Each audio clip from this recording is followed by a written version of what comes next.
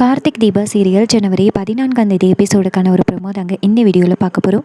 எபிசோடை ஸ்டார்ட் பண்ணுறதுக்கு முன்னாடி இந்த வீடியோவை மறக்காமல் லைக் பண்ணிக்கோங்க. இந்த சேனலை சப்ஸ்கிரைப் பண்ணிவிட்டு உங்களுடைய ஆதரவை இந்த சேனலுக்கு கொஞ்சம் தாங்க.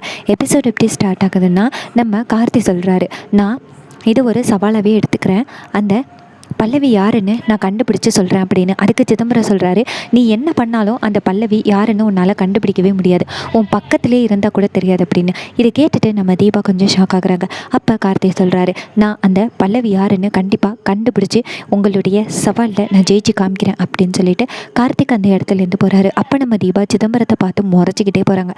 அப்போ நம்ம சிதம்பரம் யோசிக்கிறாரு, எப்படியா இருந்தாலும் இந்த கார்த்தியோட வாழ்க்கை நல்லா இருக்கக்கூடாது, இந்த தீபா எவ்வளோ தைரியம் இருந்தால் என்னுடைய பாட்டை திருடி கார்த்திகிட்ட கொடுத்துருப்பா, அவளை சும்மா விட மாட்டேன் அப்படின்னு நம்ம சிதம்பரம் யோசிக்கிறாரு.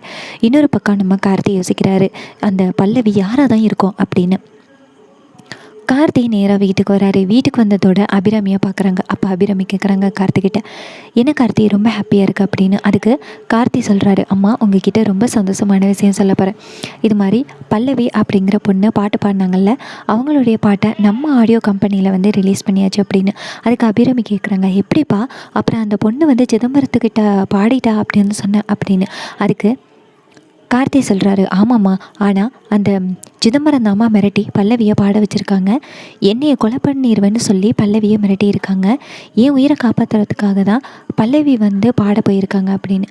இதை கேட்டதோட நம்ம அபிராமி சொல்கிறாங்க, அந்த பல்லவி ரொம்ப நல்ல பொண்ணாக இருப்பா போல், அதனால தான் உன் உயிரை காப்பாற்றுறதுக்காக இது மாதிரி போய் பாடியிருக்காப்பா, ரொம்ப நல்ல பொண்ணுப்பா, அவளை ஃபஸ்ட்டு நான் பார்க்கணும் அப்படின்னு சொல்ல கார்த்தி சொல்கிறாரு, அம்மா அந்த பல்லவியை நான் கூடிய சீக்கிரம் வீட்டுக்கு அழைச்சிட்டு வரேன் அப்படின்னு. இன்னொரு பக்கம் நம்ம மீனாட்சி நேராக தீபாவை பார்த்து, தீபா புருஷன் மண்டாட்டி 2 பேருமே சேர்ந்து செமையாக பிளான் பண்ணி அந்த சிதம்பரத்தை மண்ணை கவ வச்சுட்டிங்களே அப்படின்னு 2 பேரும் ஹாப்பியாக இருக்காங்க. அப்போ தாங்க ஐஸ்வர்யா பார்க்குறாங்க. பார்த்துட்டு என்ன நினைக்கிறாங்கன்னா, 2 பேரும் என்ன ஹாப்பியாக இருக்கிறீங்களாடி, இப்போயே நான் அத்தைகிட்ட சொல்லி ஒரு வழி ஆகிறேன் அப்படின்ட்டு ஐஸ்வர்யா நேராக அபிராமிகிட்ட போயிட்டு, அத்தை நீங்கள் கவனிச்சிங்களா, அந்த தீபா தான் பல்லவியாக இருப்பாளோன்னு எனக்கு தோணுது அப்படின்னு. இதை கேட்டுட்டு நம்ம அபிராமி கேட்குறாங்க, எப்படி எப்படின்னு. அதுக்கு ஐஸ்வர்யா சொல்கிறாங்க, ஆமத்தை அந்த தீபா என்ன மாதிரி வீட்டில் வளர்ந்தவ, நல்லா பாட்டு பாடுற வீட்டில் வளர்ந்தவ, அதை முதல்ல யோசிச்சு பாருங்க அப்படி. இதை கேட்டதோட நம்ம அபிராமியும் யோசனை பண்ணி பார்க்குறாங்க, நீ சொல்கிறதும் கரெக்டு தான் ஐசு, அவள் பாட்டு பாடுற குடும்பத்தில் தானே பிறந்தவ, அப்புறம் எப்படி அவளுக்கு பாட்டு பாட தெரியாமல் இருக்கும், கண்டிப்பாக அந்த தீபா நம்மக்கிட்டேருந்து ஏதோ மறைக்கிறா அப்படின்னு நம்ம நாச்சியாவும் கன்ஃபார்ம் பண்ணுறாங்க.